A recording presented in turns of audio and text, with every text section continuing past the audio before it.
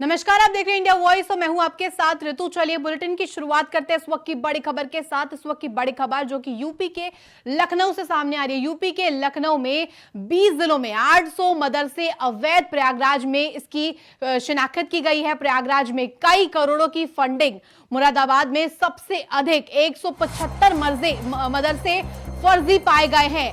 अलीगढ़ में भी सर्वे के दौरान 103 मदरसे मिले अवैध मदरसे। जो ये मिले 103 मदरसे की शिनाख्त की गई है। गाजियाबाद में 139 मदरसे बिना मान्यता चलते मिले हैं। मुरादाबाद की ये बड़ी खबर हम आपको बता रहे हैं, जहां पर 175 मदरसे फर्जी मिले हैं। अलीगढ़ में भी सर्वे के दौरान 103 मदरसे अवैध मिले हैं। यूपी में लगातार जो प्रशासन का और सरकार का शिकंजा अवैध मदरसों को लेकर बना हुआ है, ऐसे में गैर मान्यता प्राप्त मदरसे जो ये चिन्हित किए गए हैं, यूपी सरकार की तरफ से बड़ी कवायद की गई है, जहां पर 20 जिलों में करीब 800 अवैध मदरसों की खोजबीन कर ली गई है। प्रयागराज में इसकी जानकारी मिली है, जहां पर मुरादाबाद में भी सबसे अधिक 175 मदरसे जो है चिन्हित किए गए हैं, जो कि फर्जी पाए गए हैं। अलीगढ़, गाजियाबाद, तमाम जो इलाके हैं वहां पर अवैध मदरसे मिले हैं। बड़ी खबर हम आपको बता रहे हैं, जहां पर यूपी में जिस तरह से लगातार अवैध मदरसों पर शिकंजा कसने का जो प्रयास किया जा रहा है, लगातार सर्वे किया गया। सर्वे में 800 मदरसे जो है अवैध पाए गए हैं। प्रयागराज में करोड़ों की फंडिंग का भी मामला सामने आया है, जहां पर मुरादाबाद में सबसे अधिक यानी कि 175 मदरसे फर्जी पाए गए हैं। अलीगढ़ में भी 103 मदरसों पर शिकंजा कसा गया है, अवैध पाए गए हैं 103 मदरसे। साथ ही आपको बता दें, गाजियाबाद में 139 मदरसे जो कि गैर मान्यता प्राप्त हैं, उन्हें भी चिन्हित कर लिया गया है। यूपी के 20 जिलों में जिस तरह से ये मदरसे पाए गए हैं, अवैध तरीके से चलाए जा रहे थे, फंडिंग कई की जा रही थी करोड़ों की, जहां पर प्रयागराज में ताजा तस्वीरें सामने आई है। कई जिलों में यूपी के ये अवैध जो मदरसे चलाए जा रहे थे, इस पर शिकंजा कसने की कोशिश यूपी सरकार और प्रशासन की ओर से की जा रही थी, जहां पर लगातार सर्वे भी किया गया। सर्वे में करीब 800 मदरसे चिन्हित किए गए हैं और ऐसे में यूपी के 20 जिलों से 800 मदरसे अवैध पाए गए हैं। 800 मदरसे जो कि अवैध तरीके से चलाए जा रहे थे, उनको चिन्हित कर लिया गया है। प्रयागराज से भी जो मामला सामने आया, वहां पर करोड़ों की फंडिंग भी सामने आई है। मुरादाबाद में 175 फर्जी मदरसे पाए गए हैं।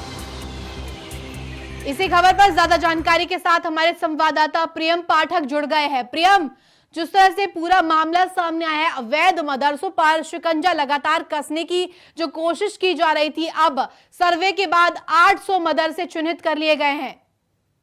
बिल्कुल, देखिए जिस तरीके से मदरसों को लेकर चल रहा था कि वो कई मदरसे प्रदेश के अंदर अवैध रूप से संचालित हो रहे हैं, और उसको लेकर प्रदेश सरकार की तरफ से सभी मदरसों की जांच कराई गई, और उस जांच में जो तथ्य निकल के सामने आए हैं, उसके मुताबिक 20 जिलों में 800 ऐसे मदरसे हैं जो अवैध रूप से चल रहे हैं, जिनके पास सोर्स ऑफ इनकम की कोई भी जानकारी नहीं है।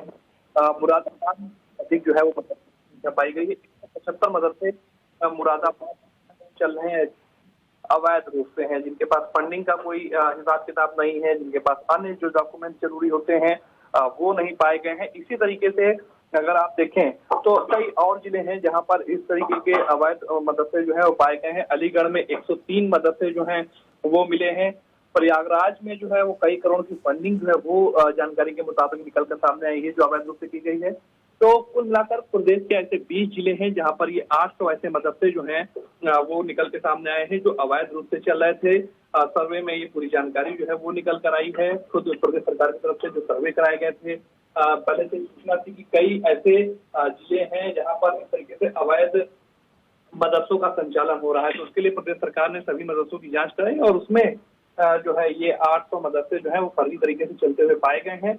माना जा रहा है कि जल्द ही शासन की तरफ से, जिला प्रशासन की तरफ से और सरकार की तरफ से इन अवैध मदरसों को लेकर सख्त कार्रवाई की जा सकती है।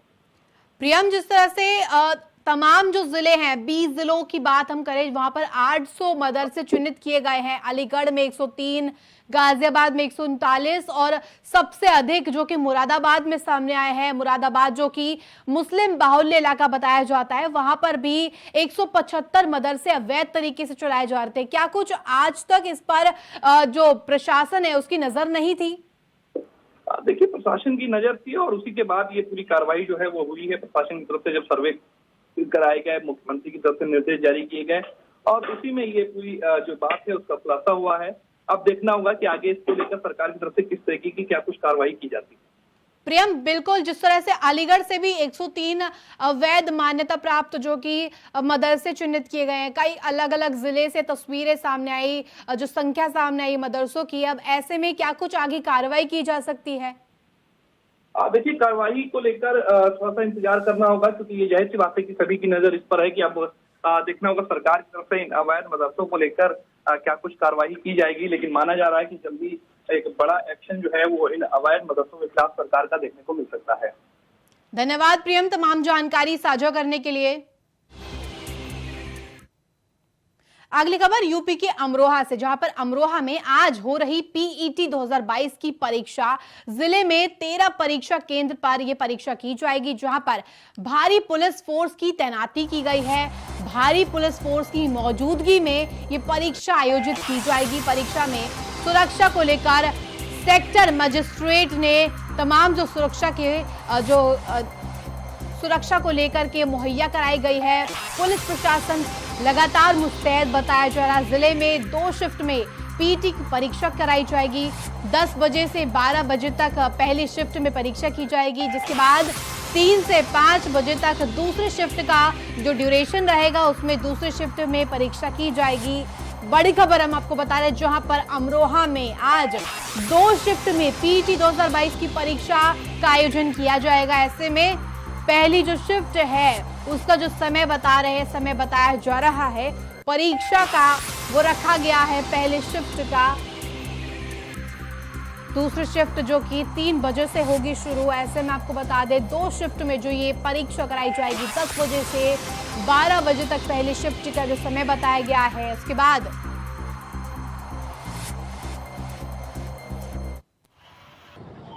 राजकीय इंटर कॉलेज अमरोहा में 360 बच्चे परीक्षा दे रहे हैं और जनपद में 13 सेंटर बनाए गए हैं।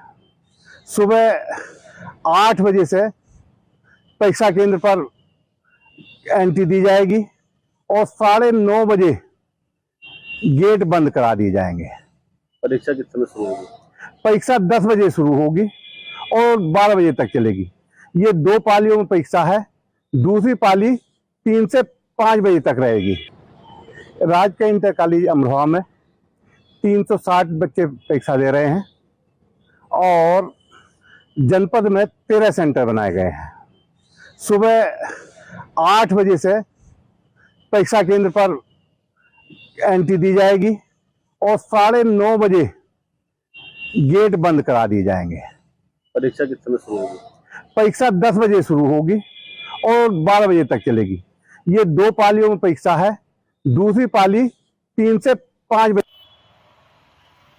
हमारे संवाददाता मोहम्मद इमरान जुड़ गए। इमरान, जिस तरह से पूरी खबर सामने आई है, अमरोहा में आज पीटी 2022 की परीक्षा की जाएगी, ऐसे में क्या कुछ होगा, क्या कुछ आयोजन किया गया है, किन किन शिफ्ट में परीक्षा की जाएगी, कब जो बच्चे हैं कब से उनको प्रवेश मिलेगा, पूरी जानकारी जरा हमारे दर्शकों से साझा कीजिए। देखिए, मैं आपको बता दूं, अमरोहा में आज पूरे प्रदेश भर में पीट की परीक्षा चल रही है। वहीं अमरोहा की बात की जाए तो अमरोहा में 13 परीक्षा केंद्रों पर आज परीक्षा कराई जा रही है, जहां पर परीक्षा केंद्र की अगर सुरक्षा की बात की जाए तो भारी पुलिस फोर्स और सेक्टर मजिस्ट्रेट व सीसीटीवी की यहां पर निगरानी की गई है। अमरोहा में 6,984 परीक्षार्थी आज पैट की परीक्षा देंगे। 10 बजे से उनकी परीक्षा शुरू हो चुकी है, जहां पर परीक्षा की सुरक्षा को लेकर प्रशासनिक स्तर पर भी बेहतर इंतजाम किए गए हैं। इमरान, जिस तरह से अगर हम बात करें पीटी परीक्षा 2022 की, तो ऐसे में क्या कुछ जरूरी दिशा निर्देश दिए गए हैं? देखिए, परीक्षा केंद्र पर कोई भी मोबाइल या इलेक्ट्रिक डिवाइस ले आने के लिए बिल्कुल साफ तौर से इनकार कर दिया। वहीं अमरोहा में जितने भी परीक्षा केंद्र में उन पर जो सुरक्षा के दृष्टिगत पुलिस फोर्स की तैनाती की गई थी, वहां पर सभी व्यवस्थाएं और जो परीक्षार्थी परीक्षा देने के लिए जा रहे हैं उनको उनकी वॉच वगैरह और इलेक्ट्रिक कोई भी सामग्री ओनली पेन और एडमिट कार्ड के साथ ही परीक्षा केंद्र में एंट्री दी गई है। जी बिल्कुल इमरान, जिस तरह से परीक्षा का आयोजन किया जा रहा है, पीटी परीक्षा 2022 का किया जाएगा जिसमें 2 शिफ्ट होगा। धन्यवाद इमरान तमाम जानकारी साझा करने के लिए। अगली खबर यूपी के बिजनौर से, जहां पर बिजनौर में निजी कुंदन नर्सिंग होम में डॉक्टर पर लापरवाही का आरोप लगा है। आरोप लगाते हुए थाने के गेट पर लोगों ने जमकर हंगामा किया। आपको बता दें कि परिजनों का आरोप है कि डॉक्टर की लापरवाही से किशोर की मौत हो गई। वहीं पुलिस ने हंगामा कर रहे परिजनों को समझा बुझाकर शांत करते हुए कार्रवाई का आश्वासन भी दिया। बिजनौर का यह पूरा मामला, जहां पर बिजनौर में डॉक्टर पर लापरवाही का आरोप लगा है। परिजनों ने थाने के गेट पर जमकर धरना प्रदर्शन किया। ऐसे में आपको बता दें, वहां पर प्रदर्शन कर रहे परिजनों से बाद में बातचीत की गई और मामले को शांत करके उन्हें आश्वासन दिया गया कि प्रशासन इस पर मुस्तैदी से कार्य करेगा और कार्रवाई की जाएगी। परिजनों ने लगातार जिस तरह से प्रदर्शन किया थाने के गेट पर, अगर मैं इसलिए थाने में बॉडी लेके आया हूँ क्योंकि डॉक्टर ने ना तो ऑपरेशन ठीक करा है और ना ही उसे दवाई मेडिसिन ढंग से दी और ये बोला है कि हम गरीब है तो उसने फ्री में तो करा नहीं, पैसे ही पूरे बराबर लिए, ठीक है। और रात को 11 बजे हमें हॉस्पिटल से धक्का दे दिया कि जी कहीं भी लेके जाओ, ठीक है। उसकी माँ थी लड़के की और मेरा भाई था छोटा, बस और कोई नहीं था। और बाकी कंटिन्यू पैसे उसने लिए हमसे और 70,000 रुपये लेके और धक्का दे दिया। और हमारी ताई ने बात करी तो उसने धक्का मुक्का दिया और बोला कि हॉस्पिटल से बाहर कर दो, तो मुझे जानते। बिजनौर के कुंदन नर्सिंग होम का मामला हम बता रहे हैं, जहां पर डॉक्टर पर लापरवाही का आरोप लगा है और आरोप लगने के बाद प्रशासन पर कड़े सवाल खड़े हो रहे हैं और जो हॉस्पिटल में डॉक्टर है उस पर भी कड़े सवाल खड़े हो रहे हैं। ऐसे में परिजनों ने थाने के गेट पर शव रखकर हंगामा किया और बता दें कि परिजन लगातार इस पर नाराजगी जता रहे थे कि डॉक्टर की लापरवाही से किशोर की जान चली गई, किशोर मौत के घाट उतर गया। ऐसे में परिजनों ने थाने के गेट पर जाकर प्रदर्शन किया, शव रखकर प्रदर्शन किया। लगातार जिस तरह से तस्वीर हम दिखा रहे हैं आपको, थाने के गेट पर प्रदर्शन कर रहे परिजनों की तस्वीर। डॉक्टर पर जो लापरवाही का आरोप लगा है, कुंदन नर्सिंग होम का ये पूरा मामला बताया जा रहा है यूपी के बिजनौर से। आए दिन ऐसे मामले सामने आते हैं जहां पर यूपी में खास तौर पर। इसी खबर पर ज्यादा जानकारी के साथ हमारे संवाददाता जहीर अहमद जुड़ गए। जहीर, जिस तरह से पूरा मामला सामने आया बिजनौर से, कुंदन नर्सिंग होम में डॉक्टर पर लापरवाही का आरोप लगाया, क्या कुछ ये पूरा मामला है? बिल्कुल, देखिए मैं आपको बता दूं, ये बिजनौर के शेरकोट का रहने वाले एक किशोर को हॉस्पिटल में भर्ती कराया गया था। बिजनौर के कुंदन हॉस्पिटल में बच्चे के पेट में दर्द की शिकायत थी, फिर उसका ऑपरेशन कर दिया गया। परिजनों का आरोप है कि जब ऑपरेशन किया गया बाद ही बच्ची की हालत बिगड़नी शुरू हो गई और डॉक्टरों ने उसे हायर सेंटर ले जाने के लिए कह दिया। जैसे वो लेकर के चले, रास्ते में बच्चे की मौत हो गई। परिजन गुस्से में आ गए और दर्जनों ग्रामीण इकट्ठा होकर के थाने पहुंच गए। शव को थाने के गेट पर रख करके डॉक्टर के खिलाफ कार्रवाई की मांग की। फिलहाल पुलिस ने शव को पोस्टमार्टम के लिए भेज दिया है और परिजनों को शांत करके उनको समझा बुझा के शांत कर दिया है। तहरीर ली जा रही है और तहरीर लेने के बाद कार्रवाई के बाद पुलिस कह रही है। जी जहीर, जिस तरह से आपने बताया कि जो परिजन थे उन्होंने शव को थाने के गेट पर रखकर प्रदर्शन किया, ऐसे में क्या कुछ अब परिजनों की मांग है इसको लेकर? कड़े कार्रवाई की तो जरूर मांग की जा रही होगी, लेकिन और क्या क्या परिजन इस पर मांग कर रहे हैं? तो परिजनों का साफ कहना है कि डॉक्टर की लापरवाही से उनके बच्चे की जान गई है, लिहाजा उनके खिलाफ रिपोर्ट दर्ज की जाए और डॉक्टर को गिरफ्तार कार्रवाई की जाए। इसी बात को लेकर के वो थाने पहुंचे थे और उन्होंने थाने में शव को रख करके हंगामा किया था। पुलिस ने मौके पर जो है समझा बुझा कर शांत कर दिया है और उनकी तहरीर जो है लिखी गई है। तहरीर आप दे दो, तहरीर की जांच की जाएगी, जांच के बाद पुलिस कानूनी कार्रवाई करने की बात कह रही है। जी धन्यवाद जहीर तमाम जानकारी साझा करने के लिए। चलिए वक्त चला है छोटे से ब्रेक का, ब्रेक के बाद फौरन हाजिर होते हैं। ब्रेक के बाद आपका एक बार फिर से स्वागत है। चलिए रुक करते हैं खबरों की ओर, जो कि यूपी के अमरोहा से सामने आई। यूपी के अमरोहा में गजरौला के नेशनल हाईवे 9 के फ्लाईओवर पर तेज रफ्तार रोडवेज बस अनियंत्रित होकर ट्रैक्टर ट्रॉली में घुस गई, जिससे महिला की मौत की खबर सामने आई। एक महिला जिसकी उम्र फिलहाल ज्ञात नहीं है, एक महिला की मौत हो गई, साथ ही 20 यात्री घायल हो गए, जिनमें तीन जो लोग हैं हालत उनकी फिलहाल गंभीर बताई जा रही है। वही मिली सूचना के अनुसार बस ड्राइवर को नींद आने की वजह से ये पूरा हादसा हुआ। अमरोहा का ये पूरा मामला बताया जा रहा है, जहां पर नेशनल हाईवे पर तेज रफ्तार रोडवेज बस का कहर देखने को मिला। रोडवेज तेज रफ्तार के कहर से ये जो हादसा हुआ, जहां पर रोडवेज बस ट्रॉली में जाकर घुस गई। ऐसे में सड़क हादसे में एक महिला की मौत हो गई है और हादसे में 20 यात्री फिलहाल घायल बताए जा रहे हैं। कई की हालत अभी फिलहाल नाजुक बताई जा रही है। हादसे में 20 यात्री घायल हो गए हैं। नेशनल हाईवे पर तेज रफ्तार का कहर देखने को मिला है। अमरोहा का ये पूरा मामला, जहां पर रोडवेज बस ट्रॉली में घुस गई, इसके बाद ये पूरा सड़क हादसा देखने को मिला, जहां पर एक महिला की मौत हो गई। 20 यात्री फिलहाल घायल बताए जा रहे हैं, जिसमें कि कईयों की हालत गंभीर बताई जा रही है।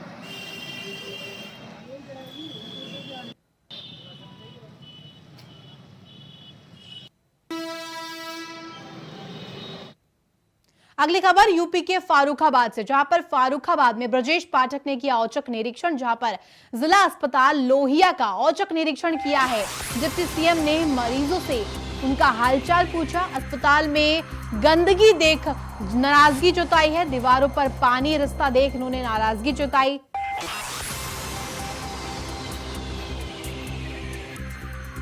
फर्रुखाबाद की पूरी खबर हम आपको बता रहे हैं, जहां पर अस्पताल में गंदगी देखकर डिप्टी सीएम ब्रजेश पाठक ने नाराजगी जताई है। दीवारों पर पानी रिसता देख भी कड़े तौर पर नाराजगी जताई है। फर्रुखाबाद में ब्रजेश पाठक ने औचक निरीक्षण किया है। बड़ी खबर हम आपको बता रहे हैं, लगातार जिस तरह से डिप्टी सीएम कार्यरत है, ऐसे में डिप्टी सीएम औचक निरीक्षण के लिए पहुंचे फर्रुखाबाद में, जहां पर अस्पताल का औचक निरीक्षण किया और तमाम जो वहां पर स्थिति है उसका जायजा लिया। साथ ही साथ गंदगी को देखकर नाराजगी जताई।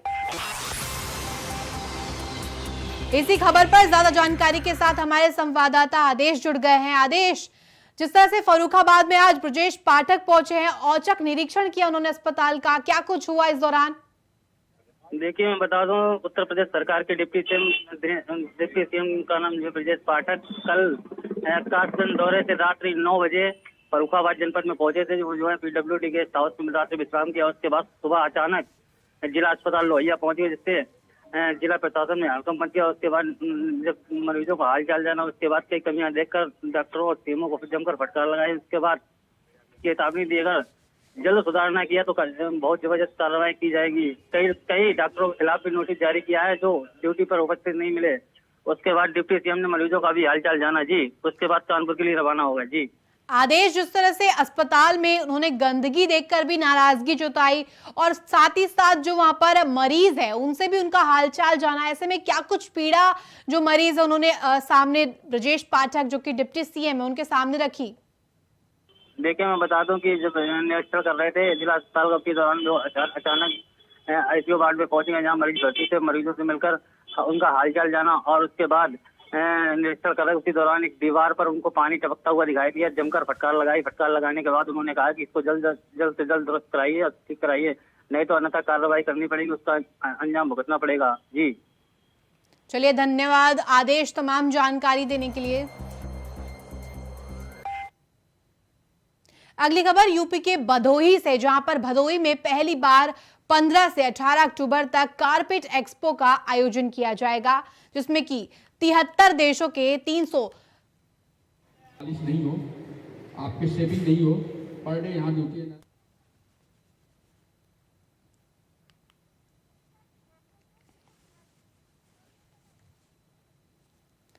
आपको बता दें, आयोजन किया जाएगा जिसमें कि 63 देशों में 373 आयाताकालीन मेले में शिरकत की जाएगी। केंद्रीय आयोग और वाणिज्य राज्य मंत्री अनुप्रिया पटेल इस मेले में शामिल होगी और इसका उद्घाटन करेंगी।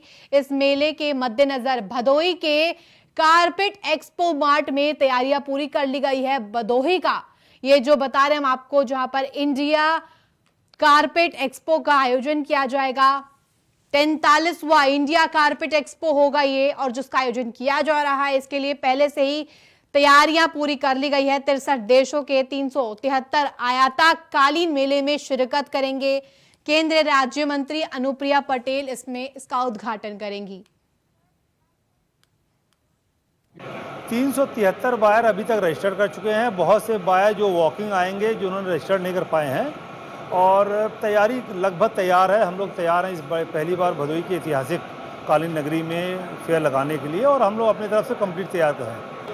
हम लोग की एक नई शुरुआत है। अभी पहला बार ये शुरुआत है। अभी वक्त है कि बायर तो बहुत आ गए, रिसेशन का वक्त है, और ख़ास तौर से रशिया वॉर की वजह से चीज़ें थोड़ी सी अभी नेगेटिव माहौल में है। फिर भी जिस हिसाब से बायर आ रहे हैं और जिन्होंने अपना माहौल बनाया है, और जिस तरह से हमारे एक्सपोर्टर्स भाई लगा रहे हैं यहाँ पे। अगली खबर यूपी के सिद्धार्थनगर से, जहां पर सिद्धार्थनगर जिले में बाढ़ का कहर जारी है। जिले में नदियों का जलस्तर खतरे के निशान के ऊपर बह रही है। ऐसे में सैकड़ों गांवों में बाढ़ का पानी घुस चुका है, और साथ ही प्रशासन लोगों को सुरक्षित जगहों पर पहुंचा रहा है। डुमरियागंज राप्ती नदी का जलस्तर खतरे के निशान के ऊपर बह रहा है। ऐसे में डुमरियागंज नगर पंचायत के बांध की बहुत ही जर्जर हालत है। वहीं हबीबुल्ला नगर स्थित बांध जगह जगह से धंस गया है। स्थानीय लोगों की मदद से लगातार बांध में जो बंधे गैप है उनको भरा जा रहा है। 1 किलोमीटर की जो दूरी है, बांध 1 दर्जन जगहों पर धंस चुका है। ग्रामीणों का आरोप है कि बांध में हो रहे गड्ढों को भरने के लिए समय विभाग है उसने लगातार जो खामियां देखने को मिली। ऐसे में लेबर और अधिकारी जो है उसमें सहयोग नहीं किया। स्थानीय लोग खुद गड्ढे भर रहे थे। तो फिलहाल इस बुलेटिन में इतना ही। आप देखते रहिए इंडिया वॉइस। नमस्कार।